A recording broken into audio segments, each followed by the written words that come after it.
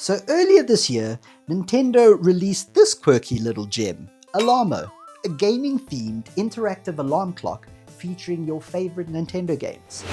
And now that it's been 2 weeks of having it beside my bed, looking at me and telling me the time, I have some thoughts.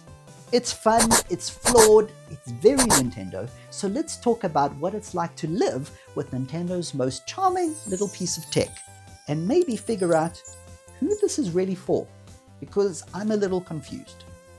I remember seeing that surprise Nintendo Alarmo announcement trailer drop about 8 months ago, and instantly thinking, quirky, adorable, classic Nintendo weirdness, I love it. But there's no way we're getting this in South Africa. Well, fast forward to a random Friday morning, and I get a message from the local distributor. Couldn't wait to get home and try it. So, out the box, I have to say, it looks and feels great. Now, it's clearly meant to be a fun item, right? Bright red, white, black little feet here, but it also doesn't feel cheap or plasticky. The buttons have a nice feel to them, the white top dial is satisfying to turn, and the 2.8-inch LCD screen is colorful and surprisingly crisp. You also get a motion sensor, a brightness sensor, and a small speaker at the back. Everything looks clean and well thought out. It comes with a USB-C cable, which you would put in there, but of course, there is no AC adapter in the box. I know, I hate it too, but it seems to be the norm now.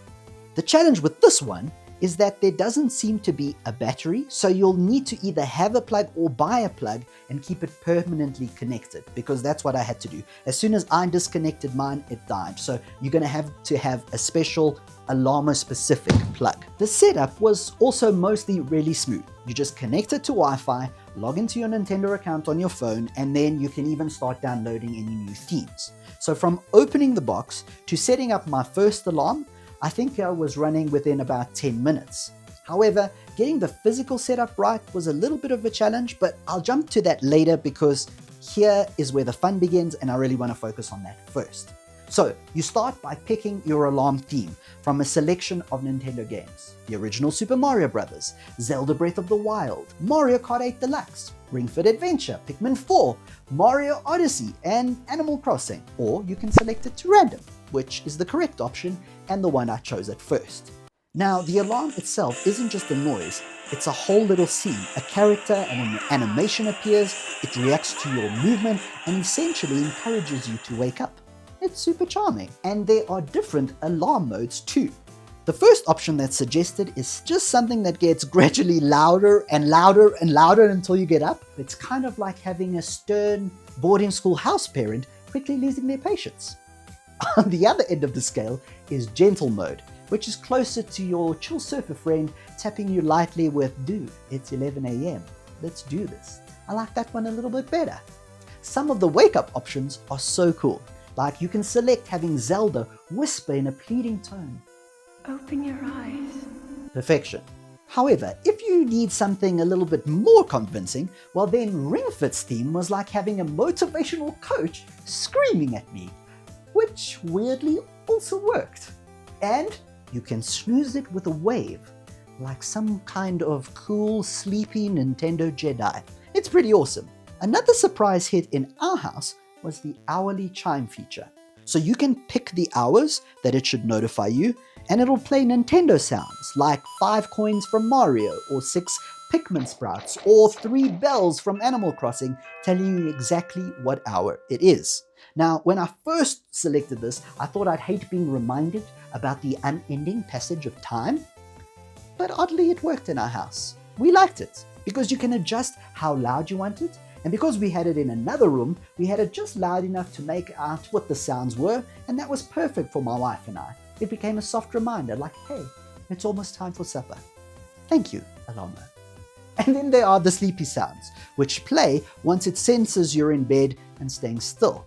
Each theme includes its own chilled ambient noise. We'll get back to that. And this genuinely helped me put my phone down earlier. Normally what I do to get to sleep is listen to a football or gaming podcast on my phone, but the Alarmo actually let me put my phone in another room and totally disconnect. But here's when things got a little weird, a little contradictory. So let's rewind.